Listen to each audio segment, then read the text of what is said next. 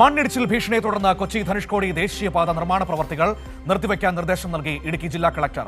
നേര്യമംഗലം മുതൽ മൂന്നാർ വരെ വിവിധയിടങ്ങളിൽ കഴിഞ്ഞ ദിവസങ്ങളിൽ മണ്ണ് ഇടിഞ്ഞതിനെ തുടർന്നാണ് നടപടി. ദേശീയപാതയിലെ അപകട സാധ്യത പഠിച്ച് നാളെ റിപ്പോർട്ട് സമർപ്പിക്കാനും നിർദ്ദേശം. വിവരങ്ങളുമായി അഖിൽ ചേരുകയാണ്.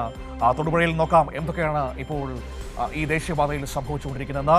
Akhil, good morning. അഖിൽ, ഏറ്റവും കൂടുതൽ മണ്ണിടിച്ചിൽ ഭീഷണിയുള്ള ദേശീയപാതകളിൽ ഒന്നാണ് നമ്മുടെ കൊച്ചി ധനുഷ്കോടി ദേശീയപാത എന്ന് പറയുന്നത്. ഗ്യാപ്പ് റോഡൊക്കെ നമുക്കറിയാം വലിയ ഭീഷണിയുള്ള ഇടമാണ്. ഏതായാലും ഇപ്പോൾ അറ്റകുറ്റപ്പണികളൊക്കെ നിർത്തിവെക്കാനാണോ നിർദ്ദേശം നൽകിയിരിക്കുന്നത്?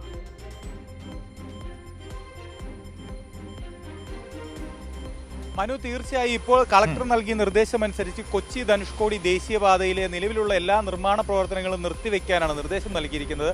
കാരണം ഇന്നലെ ജില്ലയിൽ മഴ ആരംഭിച്ചതിനെ തുടർന്ന് ഇന്നലെ തന്നെ നേര്യമംഗലം ഭാഗത്ത് മണ്ണിടിച്ചിൽ ഉണ്ടാകുന്ന സാഹചര്യമുണ്ടായി.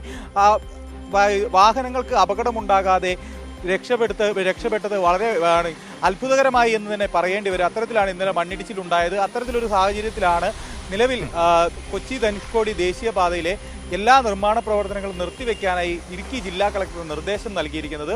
ഒപ്പം തന്നെ ജില്ലയിലെ മണ്ണിടിച്ചിൽ സാധ്യതയെപ്പറ്റി പഠിച്ച് റിപ്പോർട്ട് സമർപ്പിക്കാനും ജില്ലാ അനലിറ്റിക്സ് ബ്യൂറോയ്ക്ക് നിർദ്ദേശം നൽകിയിട്ടുണ്ട്. ആ റിപ്പോർട്ട് നാളെ സമർപ്പിക്കണമെന്നുമാണ് നിർദ്ദേശം നൽകിയിരിക്കുന്നത്. മറ്റൊരു പ്രധാനപ്പെട്ട കാര്യം എന്ന് പറയുന്നത്, മനു ആദ്യഘട്ടത്തിൽ സൂചിപ്പിച്ചതുപോലെ തന്നെ വളരെയധികം മണ്ണിടിച്ചിൽ സാധ്യത നിലനിൽക്കുന്ന ഒരു പ്രദേശമാണ് കൊച്ചി ധനുഷ്കോടി ദേശീയപാത എന്ന് പറയുന്നത്. മൂന്നാറിലെ പ്രദേശങ്ങളിലടക്കം റോഡിൽ വിള്ളലുകളും മണ്ണിടിച്ചിൽ സാധ്യതകളും അടക്കം നിലനിൽക്കുന്നു.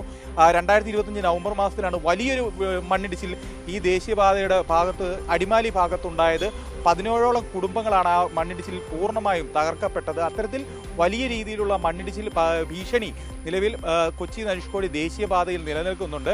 ഒപ്പം തന്നെ ഇതിനായി പ്രധാന കാരണമായി പറയുന്ന ആദ്യഘട്ടം മുതൽ തന്നെ ആദ്യഘട്ടത്തിൽ 2025 മണ്ണിടിച്ചിൽ ഉണ്ടായ ഘട്ടത്തിൽ തന്നെ പറയുന്ന ഒരു പ്രധാനപ്പെട്ട കാരണം, ദേശീയപാത അതോറിറ്റി കരാർ കമ്പനിക്ക് നൽകിയ ദേശീയപാതയുടെ നിർമ്മാണത്തിന് നൽകിയ കരാർ കമ്പനിയുടെ അശാസ്ത്രീയമായ മണ്ണെടുപ്പാണ് ഇതിനുള്ള പ്രധാന കാരണമായി നാട്ടുകാർ ചൂണ്ടിക്കാണിക്കുന്ന ഒരു കാര്യം. അത്തരത്തിൽ വലിയ രീതിയിൽ കുന്നിടിച്ച് മണ്ണെടുത്ത് വലിയ രീതിയിലുള്ള ഒരു അശാസ്ത്രീയ നിർമ്മാണം ഈ മേഖലയിൽ ദേശീയപാത നിർമ്മാണത്തിന്റെ ഭാഗമായി നടന്നിട്ടുണ്ട്.